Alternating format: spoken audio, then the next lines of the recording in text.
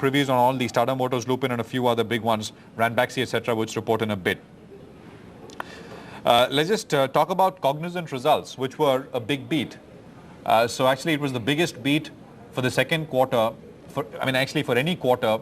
Cognizant reported numbers for the second quarter. The beat was the biggest in the last 7. They also raised their calendar year 13 guidance to at least 19% growth compared to the earlier stated at least 17% growth. Ankita Somani, IT analyst at Angel Broking, is joining in. Ankita, good morning. Good to have you here. What is the read-through for Indian IT, if any? Definitely positive. It's not just Cognizant. If you look at the results of TCS, Infosys, and HCL Tech, the results have been quite surprising. In fact, Wipro, although the results were quite in line with the expectations and the guidance that the company gave out for the next quarter is again positive. So all in all, as well as, all the large cap companies management actually indicated that the deal pipeline is in fact better than what it was the same time last year. So I still have a positive view on the Indian IT stocks. But does the Cognizant number in any way sort of bolster that confidence? Or you think what they've said, the management commentary, etc., is largely similar to what the TCS management especially has been saying? The basic message has been that fiscal 14 will be a lot better than fiscal 13. Yeah, definitely. The basic message is that fiscal 14 will be, but definitely. In fact, companies like Infosys and Wipro, I'm expecting them to again perform this year. FY13 was not that great for Infosys as well as for Wipro. There was a lot of divergence in terms of the revenue growth last year, at least in FY13. So I'm expecting at least Infosys and Wipro to recover and post better revenue growth. And as far as Cognizant is concerned, definitely that the company has been consistently beating the guidance that they are putting out. And right now also they are saying at least 19%. Industry is expected to grow to about 12 to 14%. And again, at least 19% is much higher than what industry is going to grow at, as well as the peer companies are expected to going to grow at.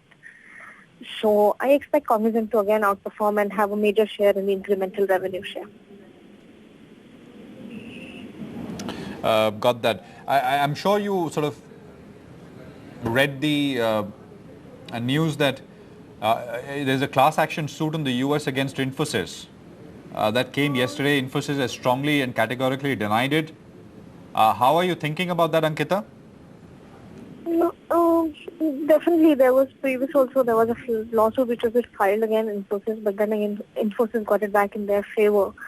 And these kind of things actually keep coming up when you actually work in client locations and all. So I really don't think so that there'll be any damage, any kind of damage on the company. Got that. Ankita, thanks very much for that. Quick thoughts on Cognizant's impact on Indian tech. So she likes Indian technology stocks anyway, and Cognizant's commentary, I guess, is comforting in that sense. My colleague Namrata caught up with the Cognizant top management team.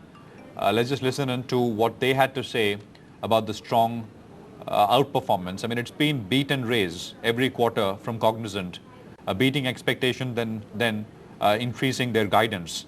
Here's the management. When I look across geographies, when I look across industries, when I look across service lines, we saw strong growth across the board.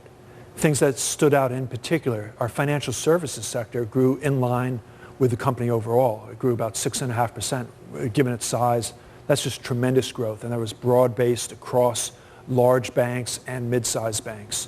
Europe grew 11% sequentially. That included an acquisition we did in Germany. The payer side of healthcare did very well. Retail did very well. We continue to see healthy growth in what we refer to as our Horizon 2 businesses, consulting, business process outsourcing, infrastructure management services. So when we look at all the operational statistics, we were very pleased. And then in the core operations, we're also very pleased. Our strategy is to keep our operating margins a bit lower than our competition and invest that into what we refer to as the front end, which are all the things that I just articulated. And that should result in stronger revenue growth. We're really starting to see that happen now that clients are seeking that. And when we look at deals that we're winning, where clients say, I always go to clients afterwards and say, why did you select us? And they said, yes, you do good delivery. Lots of people do good delivery. That's table stakes. But what was unique about you, Cognizant, you understood my business. You understood the business challenges. You proactively came to me with ideas on how I could improve both to run my business better and to run my business different. And that's a key thing.